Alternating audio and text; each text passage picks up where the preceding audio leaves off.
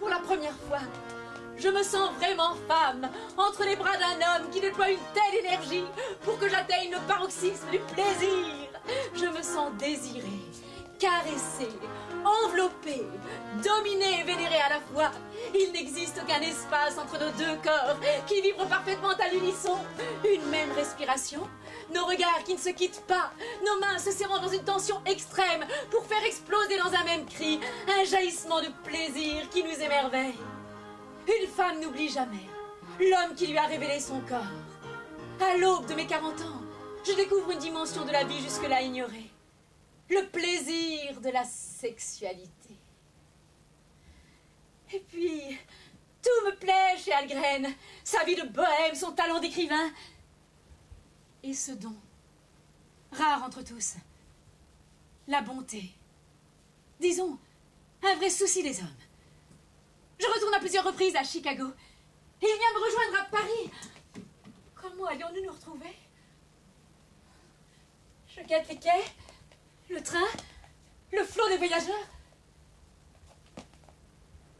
Je ne l'aperçois pas. Les derniers wagons se vident. Algren n'est pas là. J'attends un long moment. Il n'y a plus personne sur les quais. Quand je me décide à tourner des talons. Je m'éloigne lentement, jetant encore quelques coups d'œil par-dessus mon épaule. En vain. Je rentre chez moi en taxi. Je m'assois sur le canapé. J'allume une cigarette. Trop désemparée pour lire. Soudain, une voix américaine monte de la rue. Un homme, chargé d'un lourd barda, sort du café et s'approche de la porte. C'est Algren! Ils s'aimaient depuis 2 jours à peine. Il y a parfois du bonheur dans la peine. Mais depuis qu'ils étaient amoureux, leur destin n'était plus malheureux. Ils vivaient tous deux un rêve étrange. Et ce rêve était bleu comme les anges. Leur amour était un vrai printemps, oui, aussi pur que les yeux d'un enfant. À pied, en taxi, en fiacre une fois, je le promène partout et il aime tout, les rues, les foules, les marchés. Certains détails le scandalisent. Pas d'escalier de secours contre les façades. S'il y a un incendie, on brûle vif.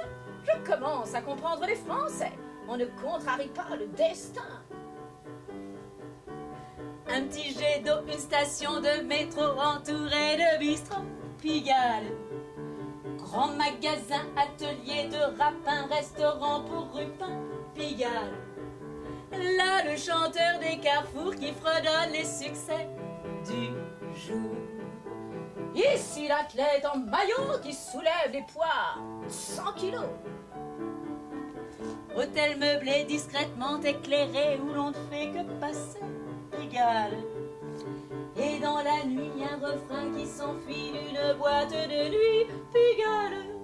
Il trouve les automobilistes fous. La cuisine et le vin français le réjouissent. Je lui fais rencontrer mes amis.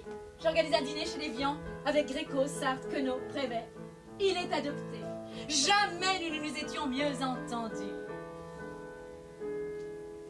À Paris, dans chaque faubourg, le soleil de chaque journée fait en quelques destinées éclore un rêve d'amour. À Paris, dans chaque faubourg, quand la nuit rêveuse est venue, à toute heure une âme émue évoque un rêve d'amour. L'année suivante, j'irai à Chicago. Je suis sûre, en quittant Algren, de le retrouver. J'ai le cœur dans un étau quand je l'accompagne à Orly. Il passe le portillon de la douane. Il disparaît. Ça paraissait si impossible. Que tout devenait possible. Y compris de ne plus le revoir jamais. Je rentre à Paris en taxi. Les lumières rouges au-dessus des pylônes me présagent d'un affreux malheur. La veille de son départ, Algren m'avait demandé de l'épouser. Je n'étais pas prête à tout sacrifier pour le mariage. J'avais tant proclamé partout que je ne voulais pas être la domestique d'un mari. Et puis, je me sentais parfaitement bien dans cette double vie. On a le cœur assez grand pour aimer plusieurs êtres. On le fait bien avec plusieurs enfants. Pourquoi pas avec plusieurs conjoints? J'appelais d'ailleurs Algren mon petit mari. Je ne crois pas au couple monogame et fusionnel où l'on n'existe que l'un par l'autre. Je n'ai pas réussi à le convaincre. Mon bel amant d'outre-Atlantique. Quelques semaines plus tard, il me fait part de sa décision. Je ne regrette aucun moment que nous avons passé ensemble. Mais je désire maintenant une autre vie. Une femme, une maison, des enfants, peut-être. Votre vie appartient à Paris et à Sartre. Tout ce que j'essaye de faire, c'est de vous reprendre la mienne.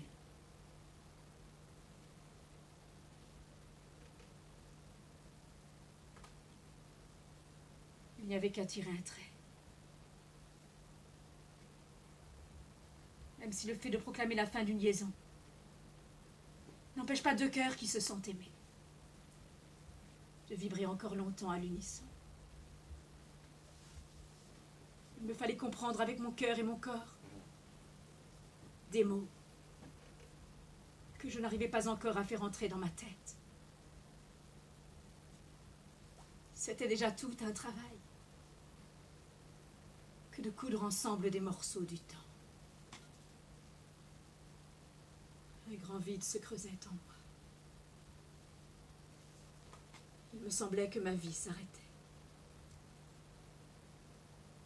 Je regardais la place Saint-Germain-des-Prés. Par derrière, il n'y avait rien. Autrefois, mon cœur battait aussi ailleurs. Désormais, j'étais où j'étais. Ni plus.